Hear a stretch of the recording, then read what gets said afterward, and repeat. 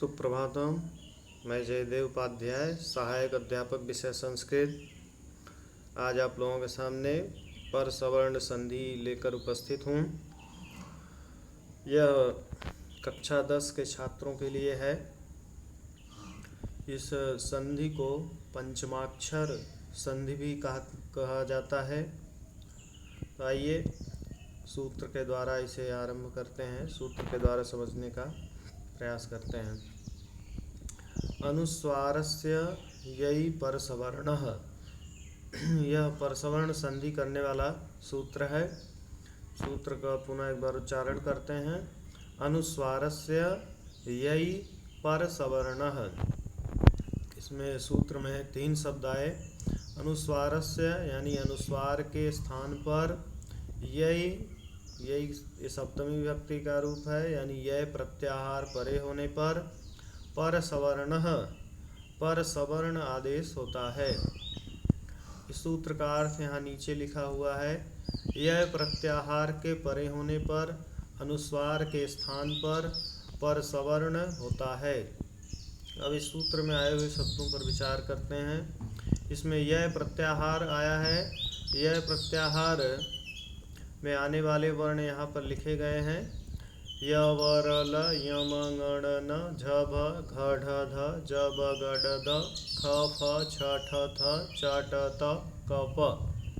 ये प्रत्याहार में आने वाले वर्ण हैं। हयवरट के य से लेकर के कपय के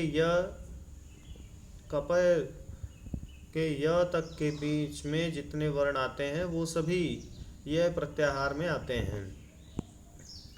दूसरा देखते हैं। इसमें ध्यान देने वाली चीज है कि श श स ह, इन 4 वर्णों को छोड़कर, इन 4 व्यंजन वर्णों को छोड़कर से सभी व्यंजन वर्ण यह प्रत्याहार में आ जाते हैं। अर्थात स स स ह को छोड़कर कोई भी व्यंजन वर्ण पर में होगा तो यह वहाँ पर परसवर्णी संधि होती है।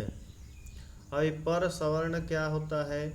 पर में जो वर्ण है उसके सवर्णियों में से आदेश होना, यही परसवर्ण का तात्पर्य है।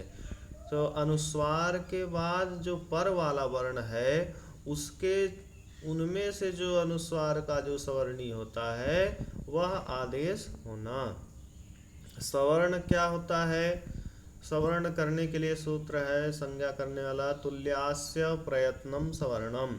वह कहता है जिन वर्णों का उच्चारण स्थान और आभ्यंतर प्रयत्न एक होता है वो सवर्णी वर्ण होते हैं। तो जिन वर्णों का उच्चारण स्थान और आभ्यंतर प्रयत्न एक होता है वो सवर्णी वर्ण होते हैं। उच्चारण स्थान और आभ्यंतर प्रयत्न सभी वर्णों का ये पूर्व में ही बताया जा चुका है। उसको जानने के लिए हमारे पहले के वीडियो देख लेंगे। उदाहरण देखते हैं। शांतः शब्द होता है शाम धन तह, इसका संधि विच्छेद है शाम धन तह। यहाँ पर अनुस्वार के बाद एक त वर्ण है। तो ऐसी स्थिति में अनुस्वार के स्थान पर परसवर्ण आदेश प्राप्त होता है। ये त वर्ण यह प्रत्याहार में आता है। अब जब अनुस्वार के स्थान पर परसवर्ण करने चलते हैं तो त के सवर्णी वर्ण कितने होते हैं? त थ द ध न।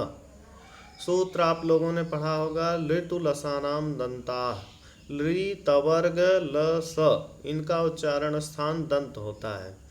कादयो मावसानाः स्पर्शाः, क से लेकर के म तक के वर्णों का आभ्यंतर प्रयत्न स्पृष्ट होता है।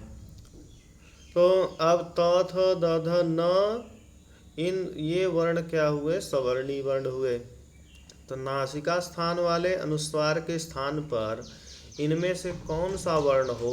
त हो, थ हो, द हो, ध हो या न हो? ऐसा प्रश्न उपस्थित होने पर एक सूत्र है स्थानेन्तरतमः।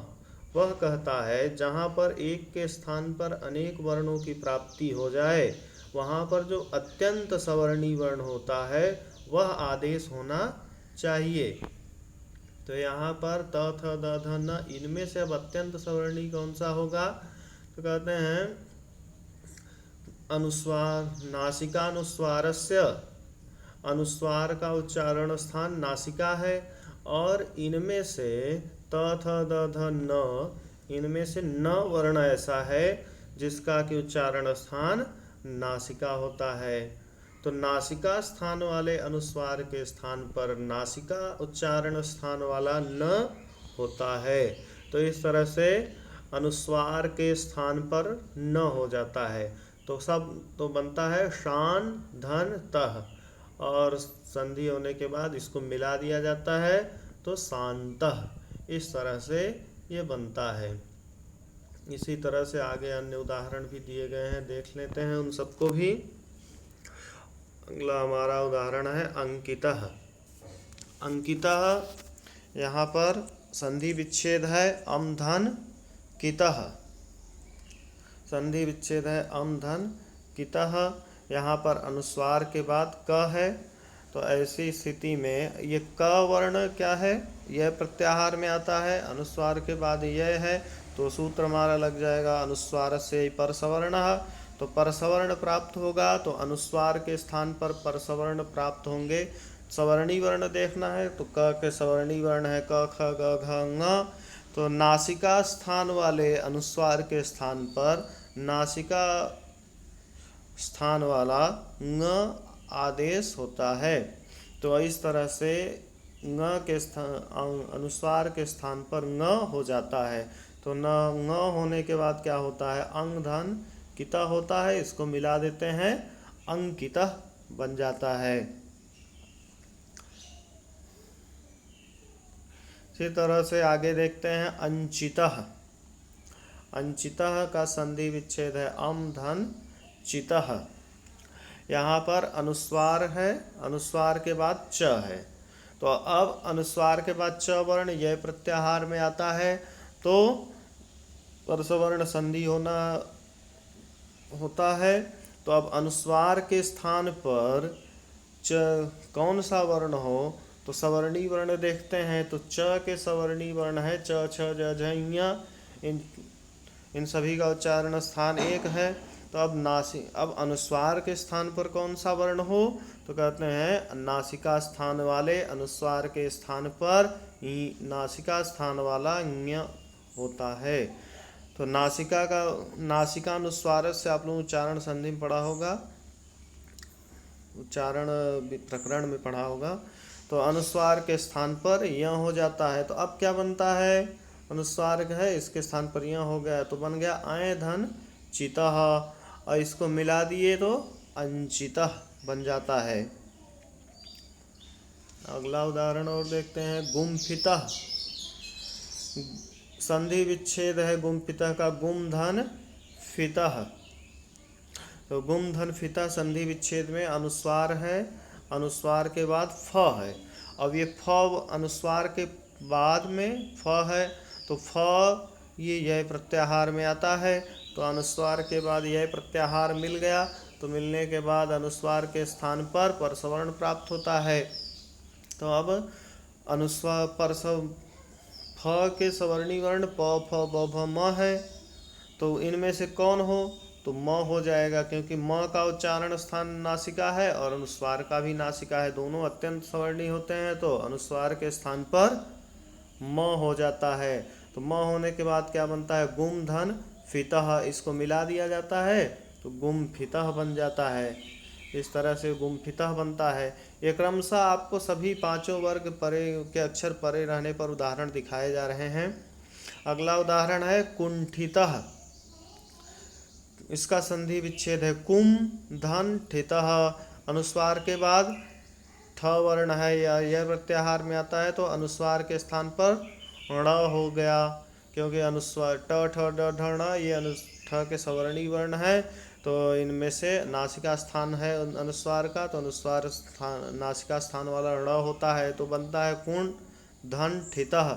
इसको मिला देते हैं तो ये कुंठितः इस तरह से बन जाता है।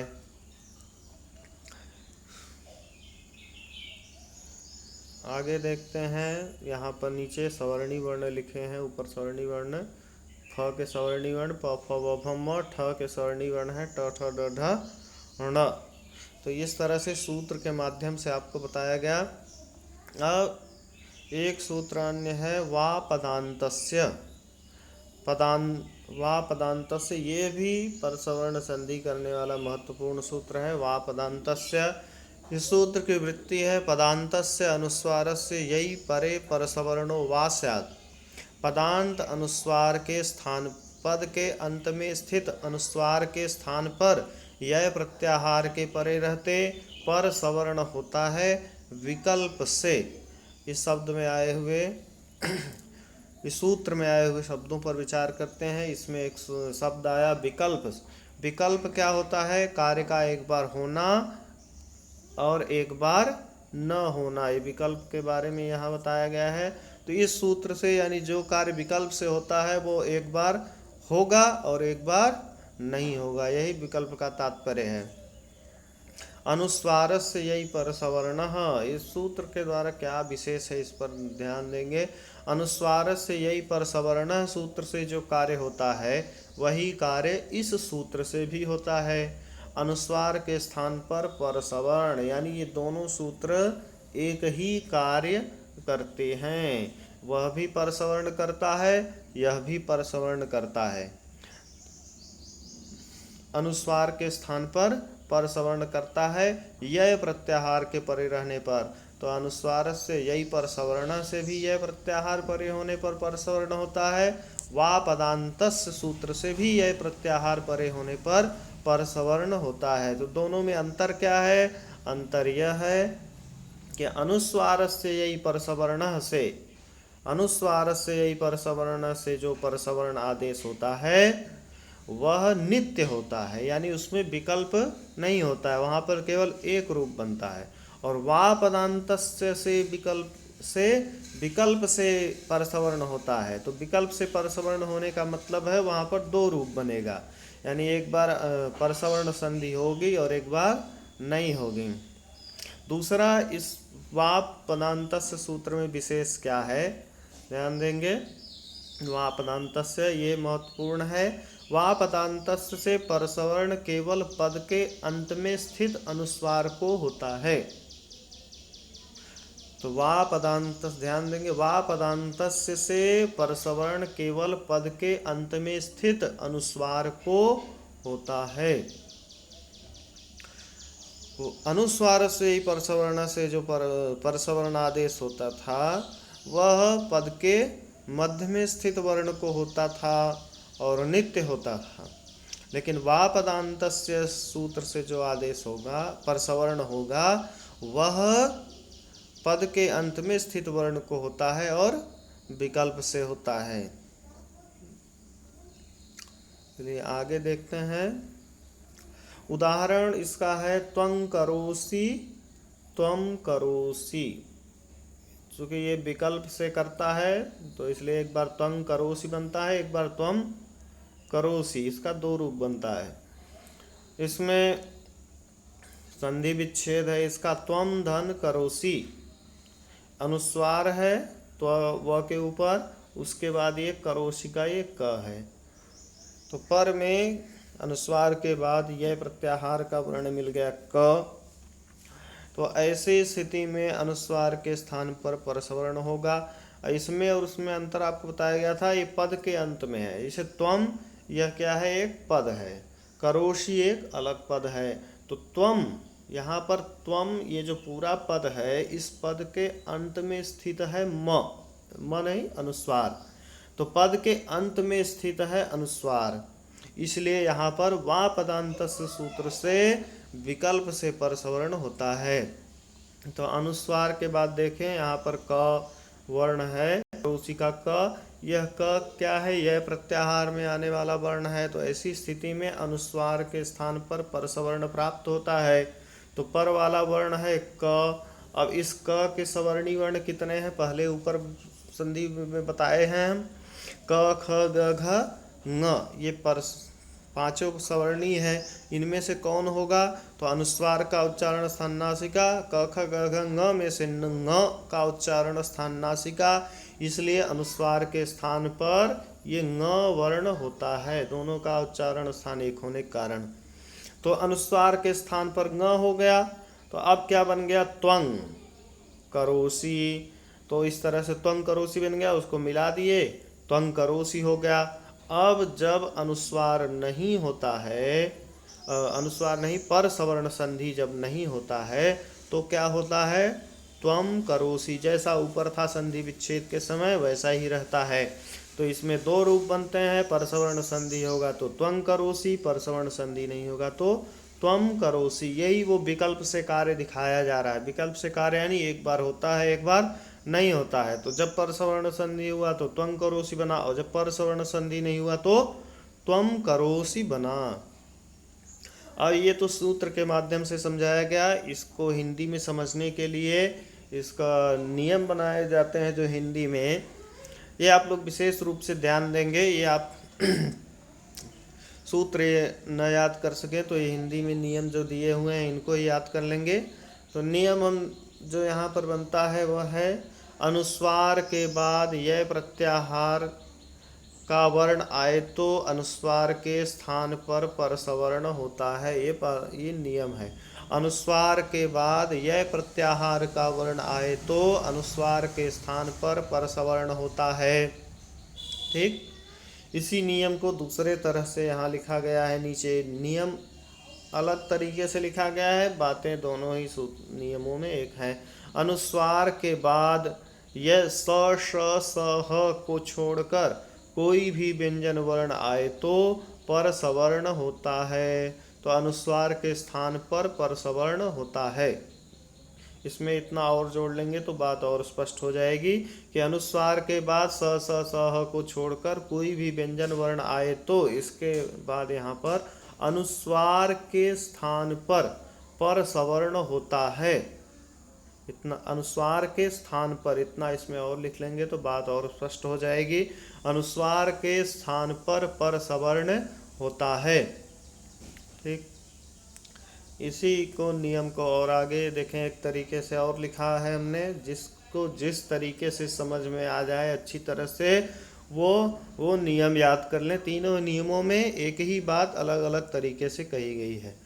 अनुस्वार के बाद यह प्रत्याहार के अंतर्गत जिस वर्ग का वर्ण आए अनुस्वार के स्थान पर उसी वर्ग का पांचवा वर्ण हो जाता है। ध्यान से सुनेंगे। अनुस्वार के बाद यह प्रत्याहार के अंतर्गत जिस वर्ग का वर्ण आए अनुस्वार के स्थान पर उसी वर्ग का पांचवा वर्ण हो जाता है। यह नियम और सरल है। हिंदी में इसको इसीलिए पंचमाक्षर संधि कहते हैं, जो कि पांच अनुस्वार के स्थान पर पांचवा वर्ण हो जाता है, इस कारण से इसको पंचमाक्षर संधि कहते हैं। नीचे देखिए हमने लिख भी दिया है, अनुस्वार के स्थान पर वर्ग का पंचम अक्षर होने के कारण इस संधि को पंचमाक्षर संधि भी कहा जाता है।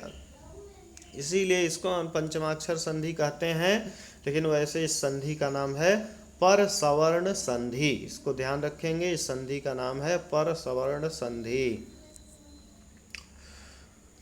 अब इस संधि में कुछ ध्यान देने वाली जो चीज है वह है कि पद के मध्य में स्थित अनुस्वार को परसवर्ण नित्य होता है। पद के मध्य में स्थित अनुस्वार को परसवर्ण नित्य होता है। दूसरा, पद के अंत में स्थित अनुस्वार को परसवर्ण विकल्प से होता है। पद के अंत में स्थित अनुस्वार को परसवर्ण विकल्प से होता है। ये दूसरा वाला कार्य वापदान्तस्य सूत्र से होता है। प्रथम कार्य जो ऊपर लिखा है नित्य होता है पद के मध्य में स्थित अनुस्वार को परसवर्ण, वह अनुस्वार से यही परसवर्ण सूत्र से होता है। परसवर्ण क्या होता है इसको हमने सबसे पहले ही शुरू में बताया था, पुनः कुछ लोगों के यदि समझ में नहीं आ रहा तो बता दें। परसवर्ण यानी अनुस्वार के बाद यह प्रत्याहार का जो वर्ण आता है उसका जो सवर्णी वर्ण है उन्हीं में से आदेश होना। इसके उदाहरण को हम और भी उदाहरण को देखकर समझेंगे। अंचितः, ये पहले भी हमने देखा था, फिर से देखते हैं। अंचितः का संधि विच्छेद है अम धन चितः। ये पद के मध्य में स्थित है। पद के मध्य में और पद के अंत में। पद क्या होता है इसे हमने पहले बताया था, पुनः बता देता हूँ। जैसे यहाँ पर ये राम शब्द है, ये पद नहीं है, ये राम मूल शब्द है। जब इसमें इसका शब्द रूप होता है रामः, तो यह क्या है, पद है। यानी जो शब्द रूप है, धातु रूप बनता है, राम रामौ रामा, रामम रामौ रामान, यह क्या होता है, यह पद होता है। यानी जब विभक्ति लग करके जो शब्द रूप बन गया वह पद हो गया। तिङंत आदि जो तिप आदि, तिप्तजी इत्यादि जो प्रत्यय हैं वो लग करके जो धातु रूप बन गए, पठति, पठता, पठन्ति, ये क्या हो गया, पद हो गया। पठ यह कोई पद नहीं है। दूसरा अव्यय शब्द भी पद होते हैं। तो शब्द रूप, धातु रूप और अव्यय ये क्या है, पद हैं। और पद के मध्य में अंचिता देखें, यहाँ पर अंचिता हम बता रहे, इसी को देख लेते हैं। तो अंचिता क्या है, ये पद है। अंश धातु से त प्रत्यय लग करके अंचिता ये एक पूरा शब्द बनता है। अंचित, फिर उसमें सु प्रत्यय आता है, उसको विसर्ग अनुस्वार, उसको कौन सा सूत्र लगता है, ससुरु इत्यादि सूत्र लग करके उसको विसर्ग हो करके अंचितः बनता है। तो अंचितः ये पूरा एक पद है। अब ये अंचितः पद का अंतिम वर्ण क्या होगा, विसर्ग होगा। तो इस तरह से अब ये अंचितः पूरा पद है। अब इसका संधि विच्छेद हम जानने के लिए करते हैं। अम धन चितः, यहाँ पर अम के ऊपर ये जो अनुस्वार है और इसके बाद ये च अनुस्वार है, अम के ऊपर अनुस्वार है, उसके बाद च, चितः का च है। तो अनुस्वार के बाद यह प्रत्याहार का वर्ण है। ऐसी स्थिति में अनुस्वार को क्या होगा, परसवर्ण होगा। तो पर में वर्ण है च, तो और च का सवर्णी वर्ण है च, छ, ज, झ, ञ। अब इनमें से कौन सा आदेश हो, तो अत्यंत सवर्ण, जो जिसका उच्चारण स्थान जो तुल्य हो, सवर्ण हो अत्यंत। तो च, छ, ज, झ, ञ में से ञ का उच्चारण स्थान क्या है, नासिका। और अनुस्वार का भी उच्चारण स्थान है नासिका, तो अत्यंत सवर्णी मिल गया। तो इसलिए अनुस्वार के स्थान पर ञ हो गया। तो इस तरह से ञ होने के बाद अनचितः बना, इसको मिला दिए, अंचितः बन गया। यह तो अनुस्वारस्य यही पर सवर्ण सूत्र के द्वारा बताया गया कार्य हमने किया। ये पद के मध्य में स्थित, पद के मध्य में स्थित का कई उदाहरण हम लोग देख लिए हैं। अब हम लोग पद के अंत में स्थित जो जहाँ पर दो दो रूप बनता है उसका उदाहरण देखना है हमें। अलंचकार, यह शब्द है अलंचकार, इसमें संधि विच्छेद होता है अलम धन चकार। यहाँ पर अनुस्वार है, अलम के ऊपर ये बिंदी अनुस्वार है, उसके बाद चकार ये च है, यह प्रत्याहार का वर्ण है। तो अनुस्वार के स्थान पर परसवर्ण हो जाएगा। अब परसवर्ण क्या होगा, अनुस्वार च परे रहते, ये आपको पहले ही बताया जा चुका है। च वर्ग का सवर्णी वर्ण में से च, छ, ज, झ, ञ में से अनुस्वार के स्थान पर ञ हो जाता है। तो ञ होने के बाद अलंग चकार इस तरह से होता है। किस तरह से, अल अनुस्वार के स्थान पर य हो गया अलंग, फिर इसके बाद चकार होता है और इसको मिला देंगे तो अलन चकार, इस तरह से बन जाता है अलन चकार। अब यह कार्य पद के अंत में है। अलम यह एक पद है, देखेंगे अलम यह एक अव्यय शब्द है अलम। तो अलम यह पूरा एक पद है, ये पद के मध्य में नहीं है यहाँ पर अनुसार, यहाँ पर पद के अंत में है। तो अलं चकार बना। अब जब यह परसवर्ण संधि नहीं होगा तो अलम चकार, इस तरह से दो रूप बनते हैं, अलं चकार अलम चकार। पद के अंत में स्थित का और उदाहरण देखते हैं। अयम गतः, अयं गतः, इस सब अयं गतः में अयम गतः दो शब्द हैं। तो अयम यह पूरा एक पद है, अयम इमौ इमे ऐसा रूप शब्द रूप चलता है, आप लोग जानते हैं। तो अयम यह शब्द है, पद है, और इस अयम पद के अंत में स्थित है अनुस्वार। ठीक है, अयम पद के अंत में क्या स्थित है, अनुस्वार। उसके बाद है ग। ग क्या है, कवर्ग का अक्षर है जो कि यह प्रत्याहार में आता है, तो अनुस्वार के बाद यह प्रत्याहार का वर्ण मिल गया, तो अनुस्वार के स्थान पर क्या होगा, पर सवर्ण होगा। पर में कौन सा वर्ण है, ग। ग के सवर्णी वर्ण कौन से हैं, क ख ग घ ङ। तो कौन सा आदेश हो इनमें से, तो कहते हैं अत्यंत सवर्णी। तो नासिका उच्चारण स्थान है इनमें से ङ का। तो अनुस्वार का उच्चारण स्थान नासिका, ङ का उच्चारण स्थान नासिका, इसलिए अनुस्वार के स्थान पर ङ हो गया। तो ङ होने के बाद क्या बन गया, अनुस्वार के स्थान पर जब ङ हुआ तो बना अयं धन गतः। अयं धन गतः। अब अयं धन गतः बन गया, तो इसको मिला दिए तो क्या बन गया, अयं गतः। अयं गतः बन गया।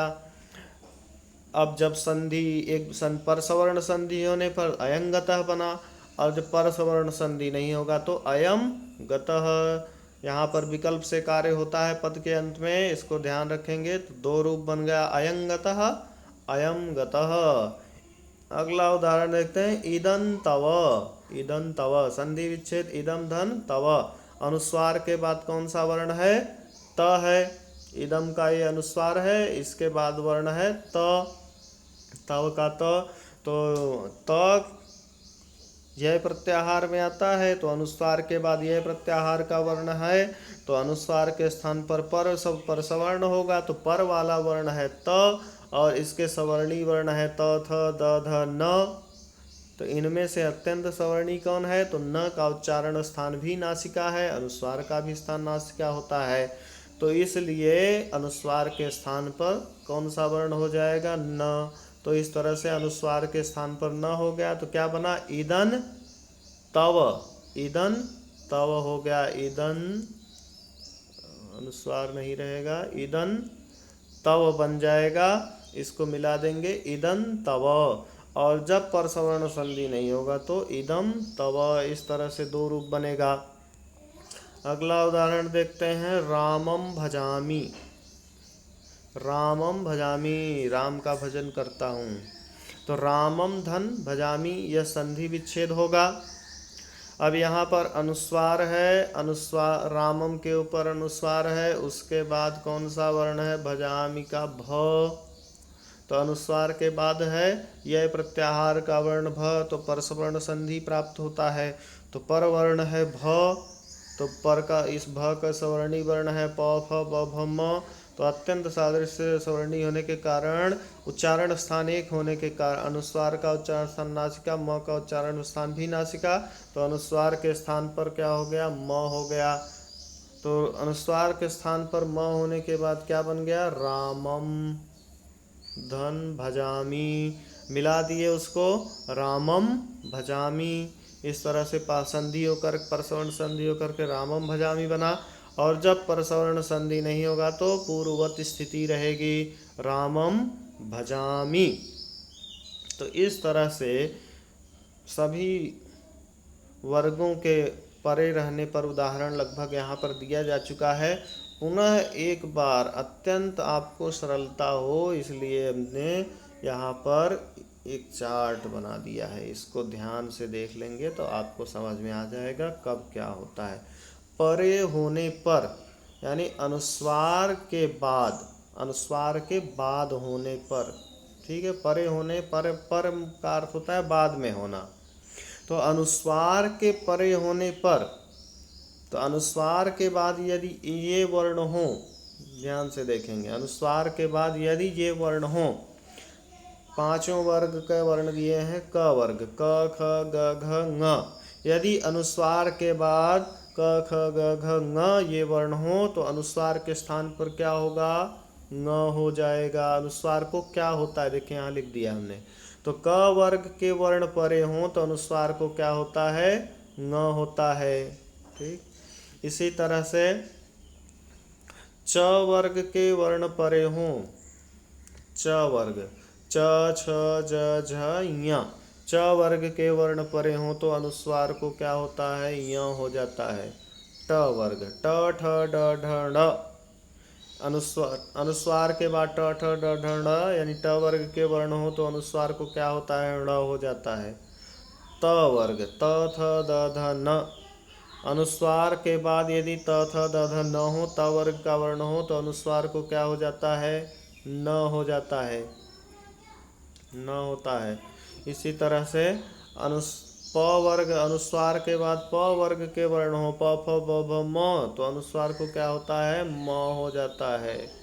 इस तरह से इसको भी आपको ध्यान में रखेंगे तो आपको परसवर्ण संधि करने में कोई समस्या नहीं होगी। बहुत ही सरल संधि है, अब तक आप लोग इसको अच्छी तरह से समझ गए होंगे। परसवर्ण संधि आपको जब आप पुस्तक को पढ़ेंगे तो यहाँ वहाँ पर इसमें इसके कई उदाहरण मिलते हैं। आप लोग इसका पुस्तकों में से ढूंढ करके या ऐसे जहाँ आपको मिला हो ऐसे 10 परसवर्ण संधि के उदाहरणों को यह सूत्र के माध्यम के द्वारा इस नियम से बना करके देखेंगे तो आपको बनाने में कोई दिक्कत नहीं आएगी। यदि इसके बाद भी किसी को कोई प्रश्न पूछना हो तो कृपया हमसे इस नंबर पर संपर्क करें। आपको जो भी समस्याएं होंगी उसका समाधान बताया जाएगा। बहुत ही सरल संधि है। 9651423795 यह हमारा मोबाइल नंबर है।